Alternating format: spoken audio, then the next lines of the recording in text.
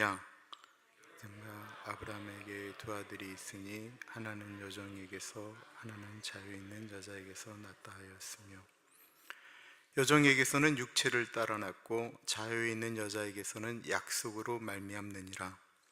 이것은 비유니 이 여자들은 두 언약이라. 하나는 신의 산으로부터 종을 낳은 자니 곧 하갈이라. 이 하갈은 아라비아에 있는 신의 산으로부터 지금 있는 예루살렘과 같은 곳이니 그가 그 자녀들과 더불어 종 노릇하고 오직 위에 있는 예루살렘은 자유자니 곧 우리의 어머니라. 기록된 바 잉태하지 못한 자여 즐거워하라. 상고를 모르는 자여 소리질러 외치라. 이는 홀로 사는 자의 자녀가 남편 있는 자의 자녀보다 많음이라 하였으니 형제들아 너희는 이삭과 같이 약속의 자녀라. 그러나 그때 육체를 따라 난 자가 성령을 따라 난 자를 박해한 것 같이 이제도 그러하도다. 그러나 성경이 무엇을 말하느냐? 여종과 그 아들을 내쫓으라. 여종의 아들이 자유 있는 여자의 아들과 더불어 유업을 얻지 못하리라 하였느니라. 그런즉 형제들아 우리는 여종의 자녀가 아니요 자유 있는 여자의 자녀니라. 아멘.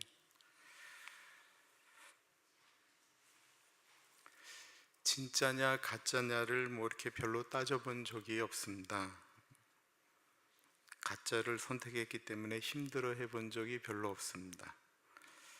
제가 요즘 한 이틀 동안 입었던 옷은 우리 아버지가 입으셨던 옷이었습니다.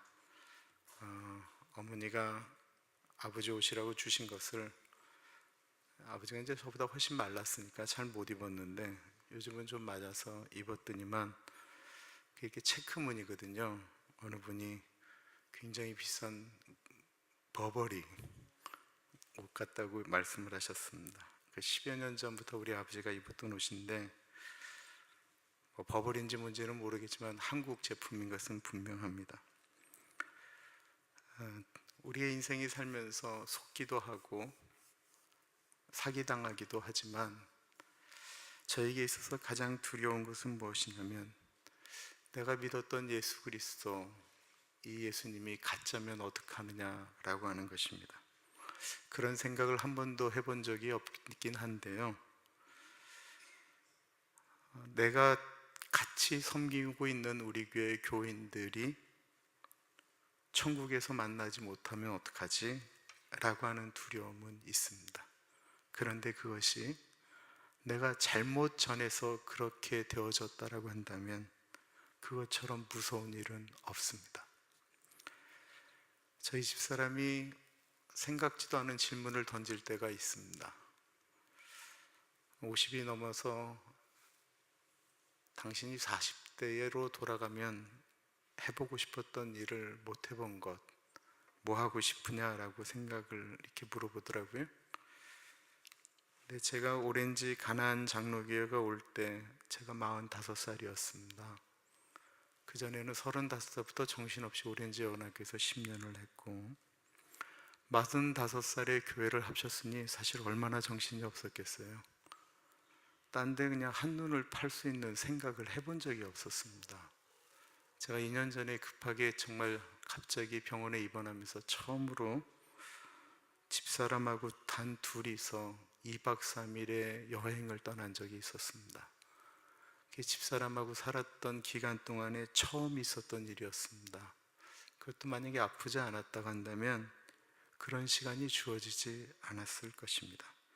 그러나 그런 것들 때문에 후회해보고 아쉬웠다 이렇게 생각해 본 적은 없습니다. 은퇴하면 할 수 있는 일이다 라고 생각은 하는데, 내가 앞에서 선포했던 말씀이 우리 교우들에게 제대로 전달이 안 되거나 내가 혹은 잘못해서 천국에서 만날 수 없다고 한다면 어떡하는가 라고 하는 두려움이 있습니다. 왜 두려운가 하면 이것이 구원의 문제이기 때문에 그렇습니다. 이 세상 살면서 진짜인 줄 알고 살았는데 가짜를 샀다고 하면 억울하고 신경질 날 수는 있지만 그는 나중에 시간이 지나면 그렇게 별로 중요한 문제가 되어지지 않는데 구원의 문제만큼은 다르기 때문에 그렇습니다. 우리는 천국에 들어갈 때 주구장창 말씀드리는 것이 있다고 한다면 예수님 붙들고 천국 간다라고 하는 것을 끊임없이 말씀드립니다. 누구든지 예수 믿으면 멸망하지 않고 영생을 얻게 된다라고 말씀하시는 요한복음 3장 16절의 말씀을 계속해서 강조하게 됩니다. 그런데 그 약속의 말씀이 흔들리게 만드는 가장 큰 힘은 구원의 문제이기 때문에 그렇습니다. 그렇게 해도 구원을 못 받는다라고 하는 문제, 이게 무슨 가짜를 사고 그냥 손해보는 개념이 아닌 영원한 문제이기 때문에 이거를 건드리면 흔들리는 거예요. 목회자들도 흔들리고 교인들도 흔들릴 수 있는 거는, 이거는 잘못 선택하면 이건 죽는다라고 생각하는 거예요. 이건 잘못 생각하면 영원히 죽는다라고 이야기하니까 이게 무서운 거예요. 그 말처럼 무서운 얘기가 없습니다. 예수만 믿어서 구원을 얻는다? 그럼 당신 진짜 예수 믿느냐? 당신이 예수를 믿었으면 어떻게 그딴 식으로 행동할 수 있느냐? 이런 한마디에 우리 자신이 확 무너질 때가 있다라는 것입니다. 그럼 사람들은 어떻게 해야 되느냐라고 묻게 되죠. 예수 믿으면 천국 가는 줄 알고 죽었는데 지옥에 들어가면 얼마나 무서운 일이냐라고 하는 것입니다. 예수님 말고 다른 것을 믿어야 된다라고 얘기하면 대번에 거절할 수 있는데, 그것이 아니고 예수를 믿어야 합니다. 그런데 예수님 믿고 또 이것도 행해야 된다라고 하는 그 말 한마디에 흔들릴 수밖에 없다라는 것입니다. 갈라디아 교인들이 흔들렸던 것은 말씀드렸던 그거, 예수 믿지 말라는 얘기가 아니었어요.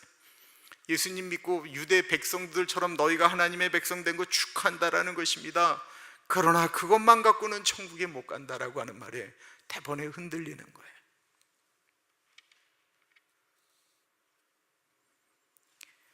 인간적인 것들, 율법을 통해서 하나님께로 나아가는 것, 이거 우리가 가능할 것 같거든요.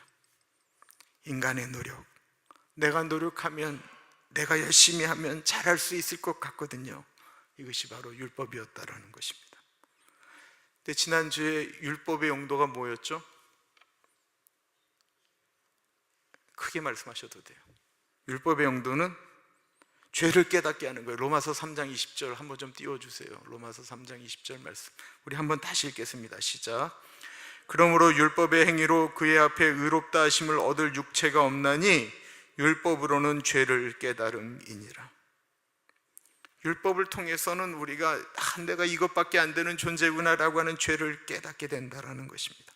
그럼에도 불구하고 여전히 우리의 어떤 모습을 통해서 우리가 구원을 얻을 수 있다라고 하는 이야기가 사람들에게는 강력하게 다가가게 됩니다. 왜냐하면 내 자신을 바라보니 예수 믿는 사람이라고 한다면 이렇게 살 수 없거든요. 예수 믿는 사람이라고 하면 이렇게 행동할 수 없거든요. 그래서 로마서 3장 20절을 얘기하는 거예요. 내가 예수를 믿는데 어떻게 이렇게 살 수 있느냐?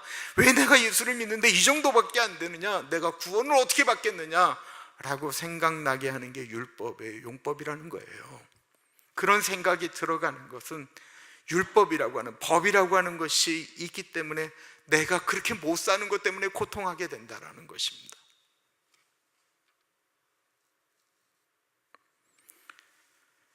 또다시 사도 바울은 그 이야기를 하고 있습니다. 21절을 보십시오. 내게 말하라. 율법 아래에 있고자 하는 자들아, 율법을 듣지 못하였느냐? 구원을 받으려면 율법을 지키려고 노력해야 되는 사람들, 구원을 받으려고 율법을 지키고 노력하는 사람들을 가리켜 사도 바울이 하는 말이 무엇입니까? 여기 말이 없지만 어떻게 해서든지 구원을 받기 위하여 율법 아래에 거하기를 원하는 사람들아 라고 이야기하는 거예요. 구원을 받기 위해서 율법 아래로 다시 들어간 사람들, 이 율법이 도대체 무엇을 의미하는지 너희들이 알고나 있느냐? 라고 하면서 탁월한 비유를 사도 바울이 이야기하고 있습니다. 그것이 아브라함의 후손에 대한 이야기이죠. 22절 보겠습니다. 기록된 바 아브라함에게 두 아들이 있으니 하나는 여종에게서 하나는 자유 있는 여자에게서 났다 하였으며, 아브라함에겐 두 아이가 있었던 게 아니고 사실은 6명입니다. 나중에 또 4명 낳았거든요. 그런데 우리가 잘 아는 이름은 그 이스마엘과 이삭 이야기죠. 하나는 여종에게서 낳고 다른 하나는 자유 있는 여자에게서 낳았다라고 이야기하고 있습니다. 이 말이 누구를 이야기하는 것이라고요? 이스마엘과 이삭의 이야기입니다. 우리가 다 잘 알고 있는 이야기죠. 아브라함의 아내 사라가 아이를 못 낳자 종으로 있었던, 사라의 종이었던 이집트 여인 하갈을 통해서 자식을 낳으려고 했던 사건을 의미하는 거죠. 이 사건을 사도 바울은 어떻게 해석을 합니까?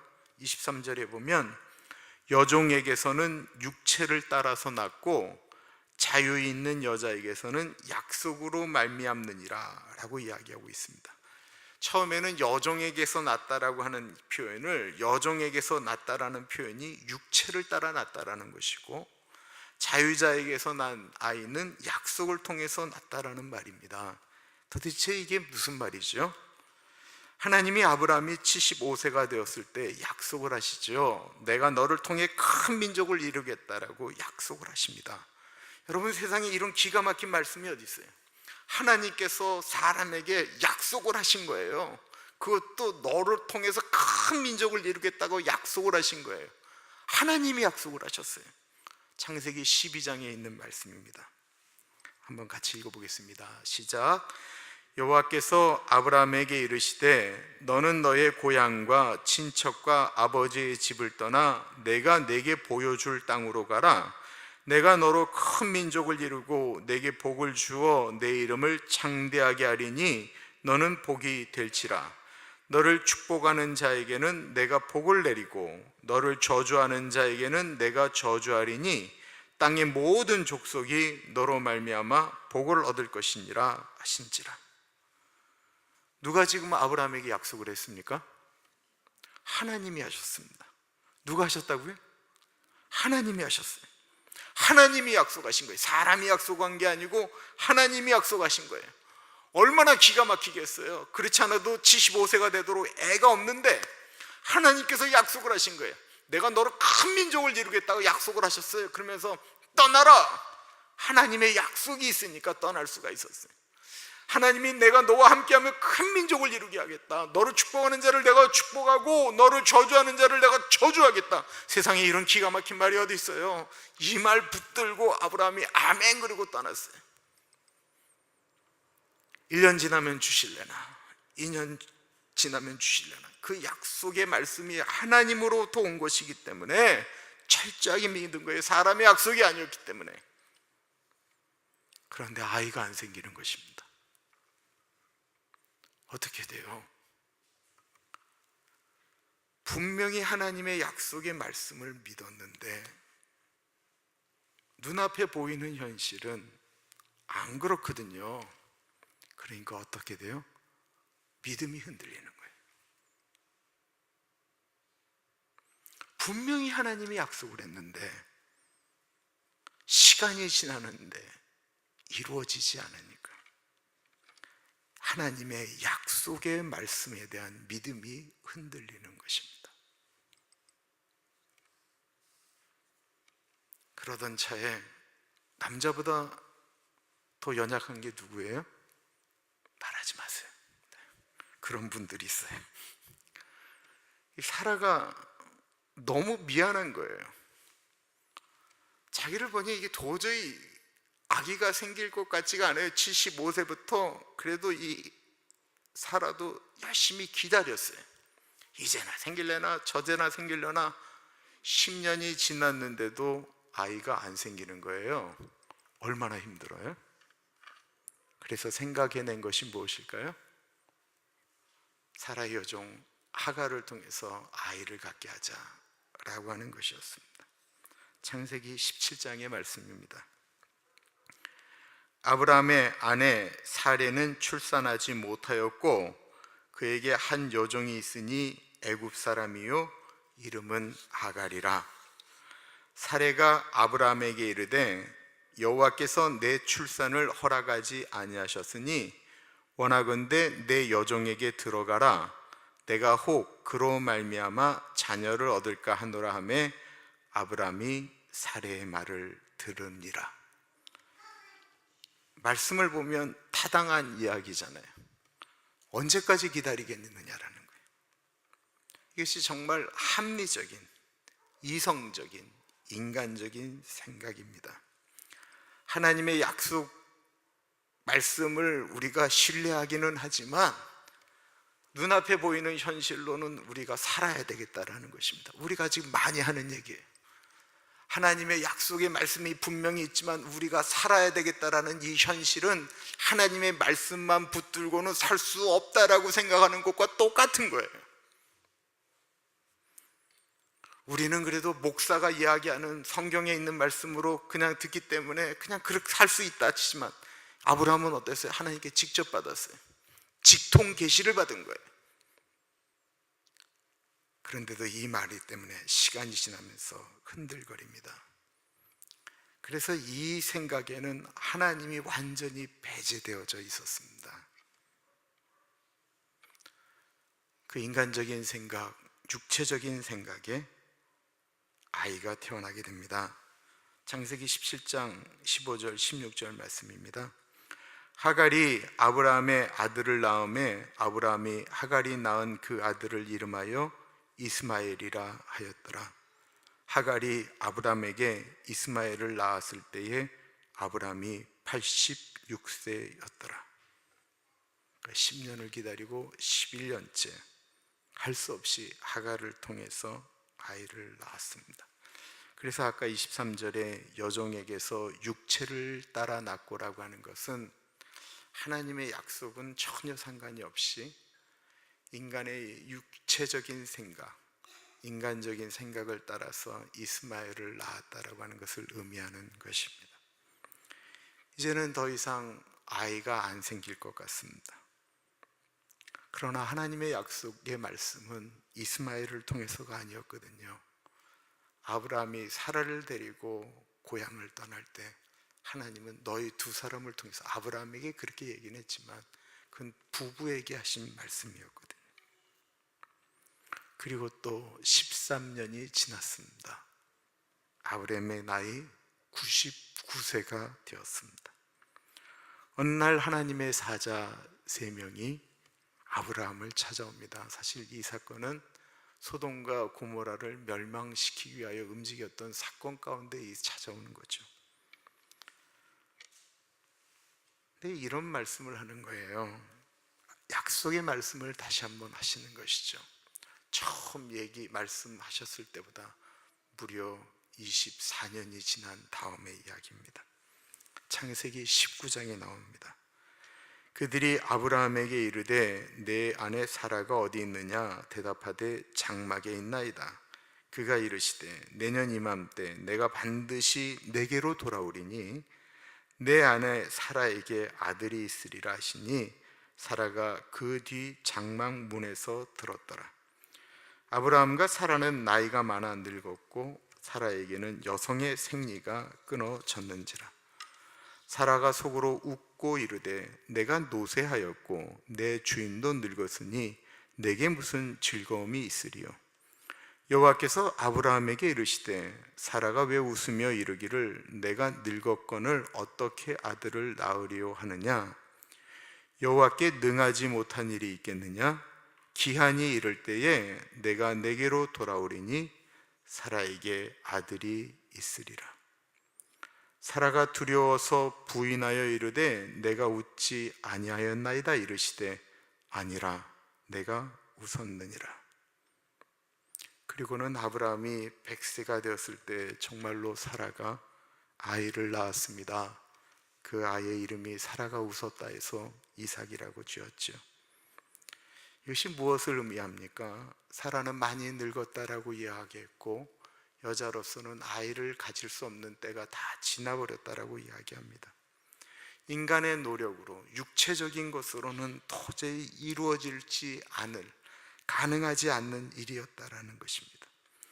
이스마엘을 낳을 때는 아브라함이 좀 더 젊었고 하갈은 젊은 여자였기 때문에 가능했습니다. 그러나 사라는 그러지 않았다라는 것입니다.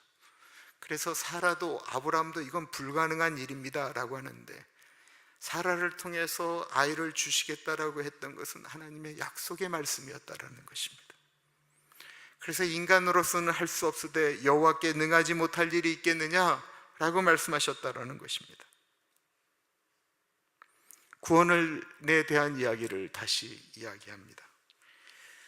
율법을 통해서 구원을 얻는다, 이 말은 바꾸어 말하면 내 노력으로 구원을 얻는다라는 이 아브라함이 하갈을 선택해서 이스마엘을 낳은 거와 똑같은 얘기라고 하는 것을 지금 이야기하고 있는 거예요. 내가 어떤 행동을 하기 때문에 구원을 얻는다라고 이야기하는 것은 인간적인 것이다라는 거예요. 거기에는 하나님의 구원 방법이 굳이 들어갈 이유가 없어요. 왜? 인간이 노력해서 구원을 얻을 수 있는데 뭐하러 하나님이 개입하시겠어요?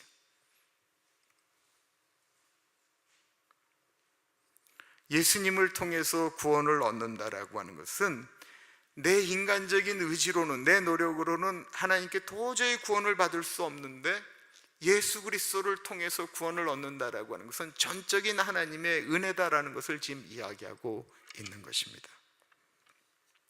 24절부터 하는 얘기가 그 얘기입니다. 이것은 비유니 이 여자들은 두 언약이라, 하나는 신의 산으로부터 종을 낳은 자니 곧 하갈이라. 이 하갈은 아라비아에 있는 신의 산으로부터 지금 있는 예루살렘과 같은 곳이니 그가 그 자녀들과 더불어 종노릇하고 오직 위에 있는 예루살렘은 자유자니 곧 우리 어머니라. 신의 산 언약을 이야기하고 있습니다. 신의 산에서 모세가 받은 율법을 이야기하는 거죠. 하갈의 아들 이스마엘이 이스라엘 민족의 주인이 못 되었던 것처럼 모세가 받은 율법은 구원의 주인이, 주체가 될 수 없다라고 하는 말을 한 것입니다. 사라의 아들 이삭이 이스라엘의 조상이 된 것처럼 하나님이 말씀으로 약속하신 예수님만이 구원자라고 하는 것입니다. 오늘날 우리 교회를 위협하고 있는 것이 있다고 한다면 예수님 없는 구원입니다. 예수님 없이도 구원을 얻을 수 없다라고 이야기하지는 않습니다. 그러나 예수님과 더불어 다른 것도 인정하면 구원에 이룰 수 있다라고 말하는 것을 종교다원주의라고 이야기하죠. 종교다원주의는 그냥 무조건 다른 것에도 구원이 있다라고 이야기하는 게 아니에요. 하나님 아버지가, 우리의 삼위일체 성부, 성자, 성령의 주체이신 하나님 아버지가 그 모든 종교 안에도 그의 은혜와 사랑이 덮쳐져 있다라고 하는 식으로 이야기를 합니다. 덮어놓고 불교에, 이슬람에 이렇게 얘기하는 게 아니에요. 그게 무서운 거예요. 하나님을 이야기하는 게, 우리 안에 있는 사랑의 하나님이 그걸 그렇게 지옥에 가도록 내버려 두신다라는 말인가 라고 이야기하는 거예요. 그런데 우리가 그 말에 대해서 가슴 찔림이, 아픔이 있거든요. 정말로 하나님이 그럴 수 있다는 건가? 우리의 이성, 우리의 생각으로는 아브라함이 하갈을 통해서 무언가를 만들어 놓는 것처럼, 사람들의 생각으로는 그 얘기가 맞는 것처럼 느껴져요. 근데 우리가 붙들어야 되는 것은 아브라함이 붙들어야 되는 하나님의 약속의 말씀처럼, 우리가 붙들어야 되는 건 우리의 육체적인 머릿속에서 나오는 생각이 아니다라는 거예요. 신학자들이 아무리 좋은 말로 만들었다라고 해도 그 말이 우리를 구원할 수 없다라는 거예요. 우리가 이 교회라고 하는 것, 예수 그리스도의 제자로 예수 그리스도를 나의 구주로 영접하겠다라고 고백하는 순간 우리가 붙들어야 되는 것이 있다고 한다면 하나님의 말씀이잖아요. 우리의 생각이에요? 누구의 말이에요? 아니다라는 거예요. 베드로가 성령 충만해서 사도행전 4장에 말씀을 선포하기 시작했습니다. 그가 얘기했던 것이 성경에 이렇게 기록되고 있습니다. 다른 이로서는 구원을 얻을 수 없나니 천하 인간의 구원을 얻을 만한 다른 이름을 우리에게 주신 적이 없다라는 거예요. 이게 성경의 말씀이에요. 예수님께서 요한복음 14장 6절에 이렇게 말씀하셨어요. 내가 곧 길이요 진리요 생명이니 나라 말미암지 않고는 아버지께로 올 자가 없다라고 말씀하셨어요. 이게 성경에 쓰여진 말씀이에요. 많은 사람들이 갖는 의문입니다. 젊은이들이 교회를 떠나는 의문입니다. 왜 예수여만 하냐는 것입니다. 왜 굳이 다른 종교와 종교적인 전쟁을 벌여야 되는가라고 하는 것입니다. 왜 이 과학적인 21세기에 왜 당신들만이 옳다라고 이야기하는가? 요즘 젊은이들이 예수 믿는 교회에 대해서 갖는 의문입니다.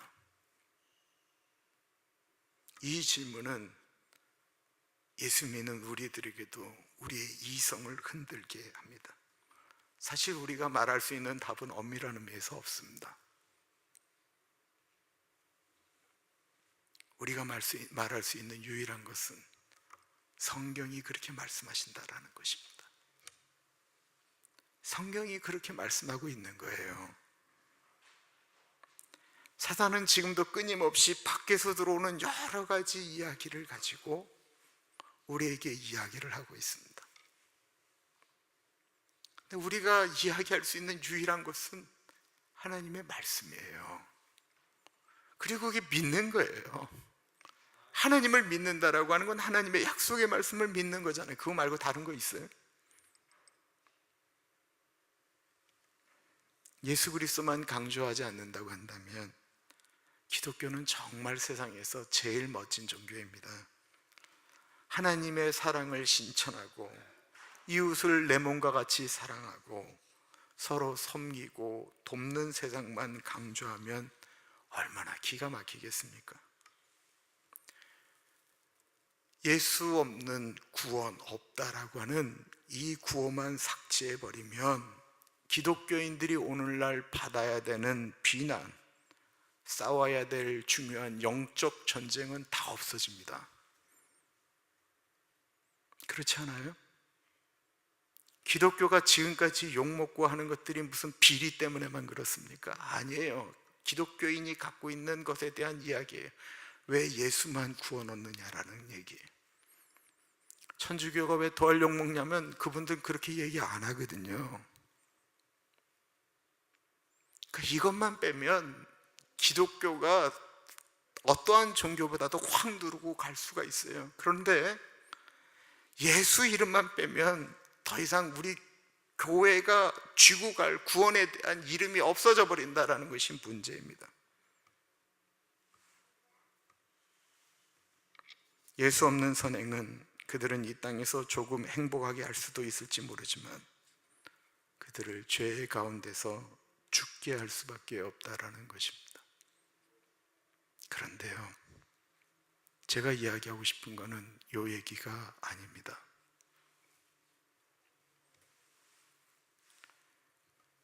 여러분, 누구에게 예수 그리스도를 증거하기 위해서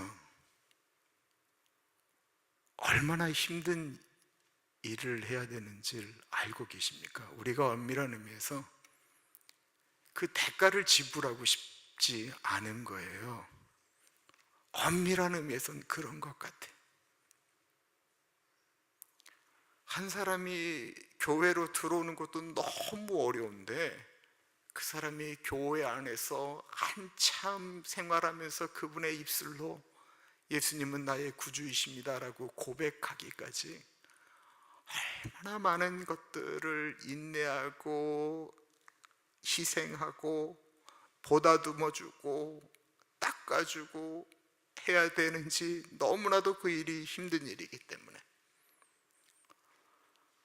오늘날 예수님이 증거되지 않아서 그렇지 않은 게 아니고 정말로 예수 안에 사는 삶에 대한 모습을 그 대가를 지불하지 않으려고 하니까 어느 순간부터 그 능력이 없어지기 시작한 거예요. 루터보다 100년 전에 종교개혁 같은 것을 일으켰던 분에 대해서 이야기한 적이 있습니다. 거위라는 이름을 가진 후스, 요한 후스입니다. 왜 동구권에서 민주화가 가장 처음 일어났던 것이 체코슬로바키아에서 일어났는가? 보통 그것에 대해서 뭐라고 얘기하냐면, 그 체코슬로바키아 프라하 그 공원 안에 정말 우뚝 서 있는 동상 하나가 있는데, 그 요한 후스거든요. 요한 후스는 프라하 대학에서 공부해서 1398년도에 교수가 되었습니다. 그리고 37살에 프라하 대학 총장이 되셨습니다. 그가 전한 복음은 사실은 단순한 것이었습니다. 교회의 참머리는 교황이 아니고 예수 그리스도이십니다. 교회의 법은 캐톨릭의 법이 아니고 성경입니다. 타락한 교황을 질타하고 교황의 무호성을 거부했던 후스가 1414년 10월에 주위에 만류를 물리치고 공의회에 참석한 후에 바로 감옥에 들어가게 되죠. 교황 비판을 공개적으로 처리하고 용서를 구하면 목숨을 얻을 수 있다라고 이야기하지만 조금도 굽히지 않고 그가 화형당합니다. 그런데요, 후스가 이야기했던 오직 예수 그리스도만이 구원이다라고 하는 이야기를 그가 그렇게 이야기하기까지, 그는 뭐 사방으로 다니면서 그냥 꼴통 행동하고 그냥 뭐 예수님 외에는 뭐 없다라고 막 그냥 행동하면서 다른 사람들을 치고 그런 모습이 아니었어요. 요한 후스는 그렇게 강한 분이 아니었어요. 존 칼빈이 강한 분이 아니었어요. 마르틴 루터가 강한 사람들이 아니었어요. 성격 자체가 이렇게 너무 유약하고 그런 사람들이었어요. 주기철 목사님이 그런 분들이었어요. 강성이 아니었어요.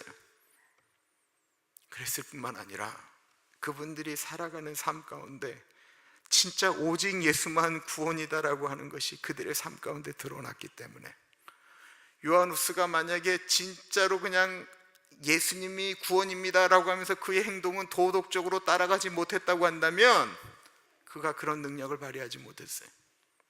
그런데 그의 삶의 모습이 예수만이 구원이다라는 걸 드러냈었어요.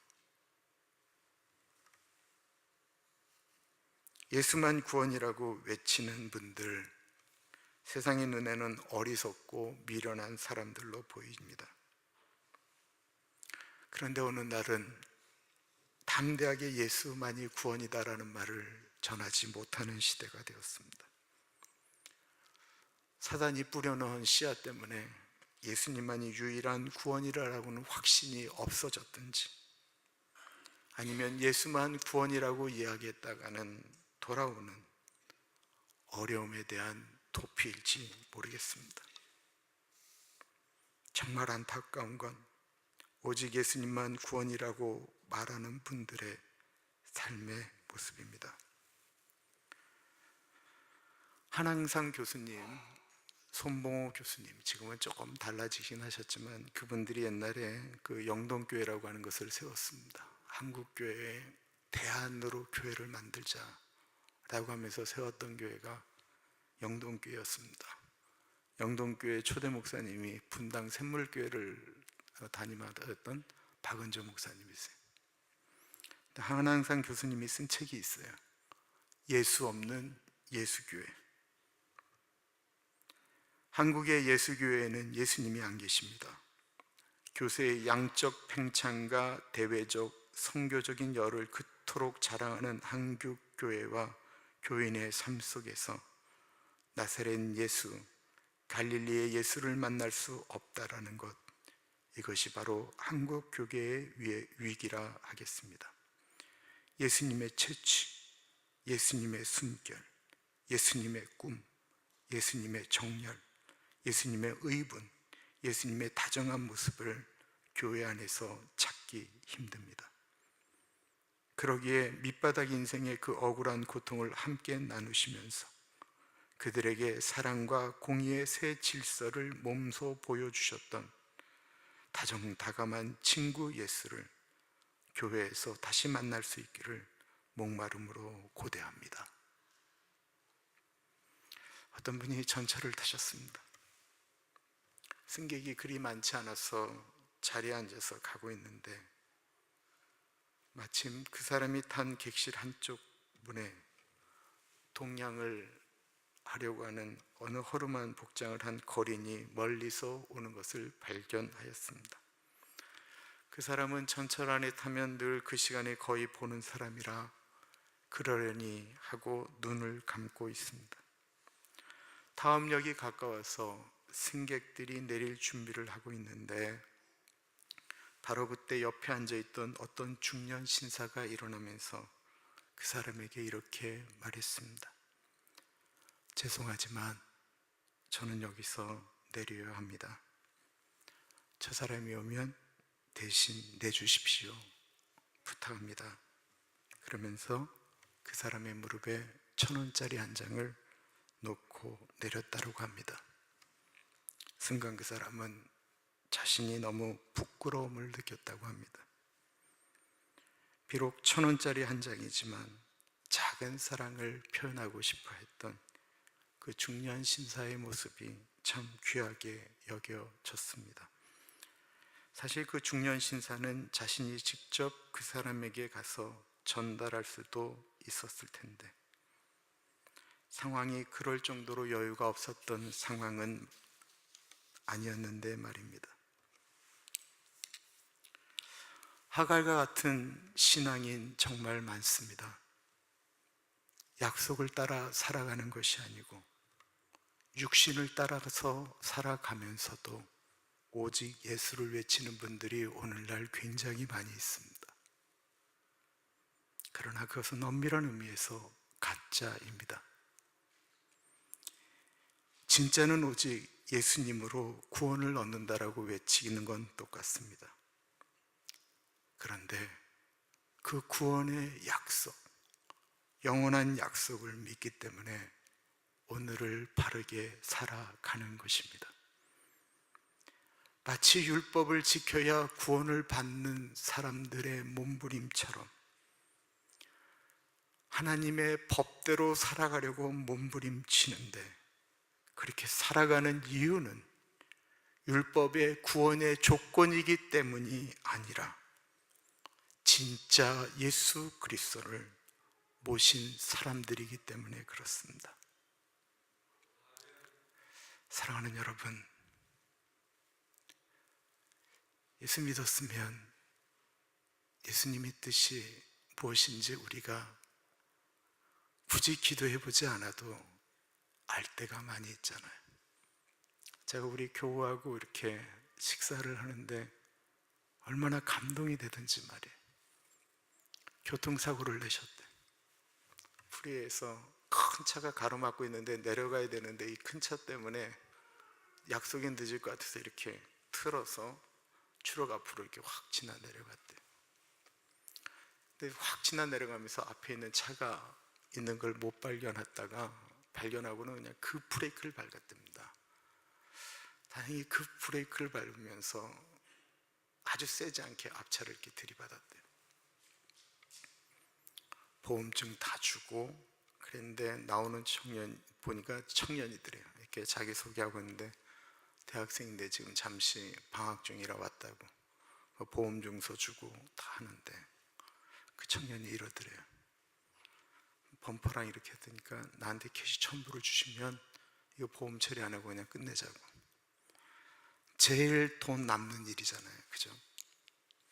보험으로 올라갈 염려도 없고 그냥 그거 죽으면 자기가 알아서 고치겠다라고 이야기를 했다라는 거예요. 근데 이분이 이런 생각을 하셨대요. 아니다라고.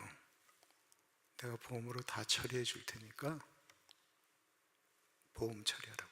그 학생이 잠깐 그랬더래. 나한테 돈으로 주시면 된다고. 이 사람이 뭐 드라이브 라이센스가 없는 사람도 아니고 불법 체류자도 아니고 분명한 학생인데 1,000불만 주면 된다라고 이야기를 한다라는 거예요. 그때 이분이 이런 생각을 했대. 내가 어른인데 이 젊은 사람한테 바른 모습을 보여줘야지. 바른 생각을 주어줘야지. 그래서 아니라고. 본인이 훨씬 손해보는 줄 뻔히 알면서 보험으로 처리하겠다고. 그리고 모든 것들을 보험으로 처리했다라는 거예요. 그분이 뭐 우리 눈에 뭐 기도를 많이 한다든지 뭐 한다든지 그렇게 느껴지는 분 아니에요. 다만 우리가 구원을 받았다라고 하는 마음 가운데 우리의 모습이 정말 그렇다고 한다면 어떤 거 하나하나를 결정할 때도 조금은 진지했으면 좋겠습니다. 기도하겠습니다.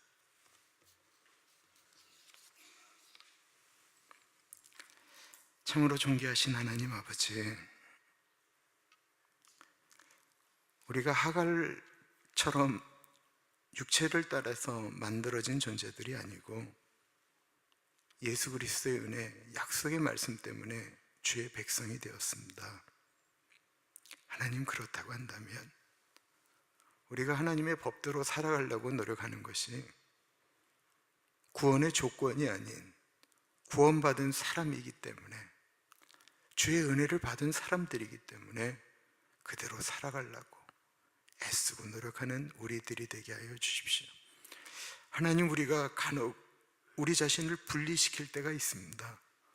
교회에서는 구원의 자녀로 오직 예수 그러는데 밖에만 나가면 오직 예수만 불렀다가는 우리가 굶어 죽을 수도 있겠다라고 생각하며 하나님의 약속의 말씀을 붙드는 것이 아닌 세상의 사조를 붙들고 살아갈 때가 있습니다. 존귀하신 하나님 아버지, 우리가 그 정도입니다. 그러나 주님, 아브라함이 흔들렸듯이 우리도 그렇게 흔들릴 수밖에 없는 존재인 거 주님 더 잘 아시지 않습니까? 때때마다 사람들에게 네가 믿느냐 말씀하셨던 예수님의 말씀에 주님, 그렇습니다, 나의 믿음 없는 것을 용서하여 주시고 내게 믿음을 주옵소서 고백하였던 수많은 믿음의 선진들처럼 믿음을 광고하며 살아가는 우리들 되게 하여 주옵소서.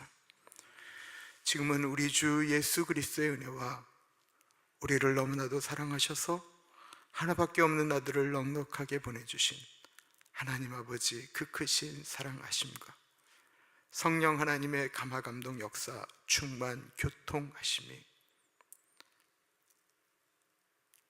오직 예수 그리스도를 통하여 구원을 얻는다라고 하는 그 진리의 말씀을 붙들고 영원한 나라, 무엇과도 비교할 수 없는 것을 붙들었기 때문에 다른 사람들에게 다른 삶에 넉넉하기를 소원하는 사랑하는 주의 백성들 머리 위에 지금으로부터 영원토록 같이 하시길 간절히 축원하옵나이다. 아멘.